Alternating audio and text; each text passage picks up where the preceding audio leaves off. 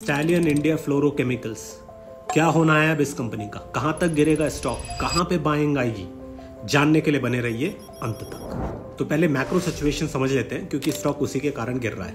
अच्छे रिजल्ट्स के बाद भी स्टॉक में एलसी पे एलसी लगता ही जा रहा है। ऐसा क्यों? क्योंकि हो ये रहा है कि कंपनी का अभी जितना भी रेफ्रिजरेंट गैसेस का प्रोडक्शन है वो सब R22 बेस्ड है। अब ये R22 गैसेस हो गई हैं बैन, क्योंकि इन्वायरमेंटल कंसर्न्स के कारण इनको मूव करना है R32 पे। ठीक है, अब R32 का इनका जो प्लांट आ रहा है, जो बैकवर्ड इंटीग्रेशन का पूरा प्लांट आ रहा है भीलवाड़ा में, वो आएगा आपका जुलाई नेक्स्ट ईयर, मतलब अभी से कुछ 9 महीने बाद। उसके बाद तो स्टार्ट हो गई प्रोडक्शन कैपेसिटी, तो आपके ऑप्टिमम यूटिलाइजेशन में अगेन उसका 1 साल लगेगा। तो अगेन मतलब अपन बात कर रहे हैं अराउंड 20 से 21 महीने के आसपास का, अराउंड 1.5 साल से 2 साल के बीच का बात कर रहे हैं फॉर फुल ऑप्टिमम यूटिलाइजेशन। लेकिन प्रॉब्लम वही नहीं है। प्रॉब्लम ये है कि जो R32 गैसेस है, जिसके बेसिस पे इनके मार्जिन ये लोग बोल रहे हैं 10% से लेके 20 या 22% तक चले जाएंगे।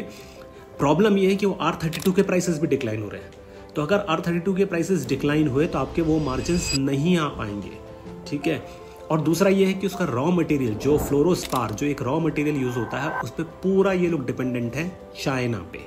तो अगर चाइना ने प्राइसेस बढ़ाई तो इनके मार्जिन्स और नीचे। तो बेस्ड ऑन मैक्रो आउटलुक इस स्टॉक को ना तो मैं बाय दे रहा हूँ ना तो मैं सेल दे रहा हूँ। नो बाय और सेल रिकमेंडेशन।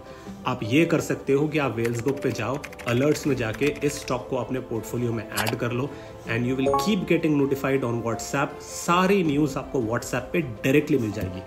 उसके बेसिस पे मेक योर ओन बाय और sell decision. And yes, for such analysis like, share and follow my channel.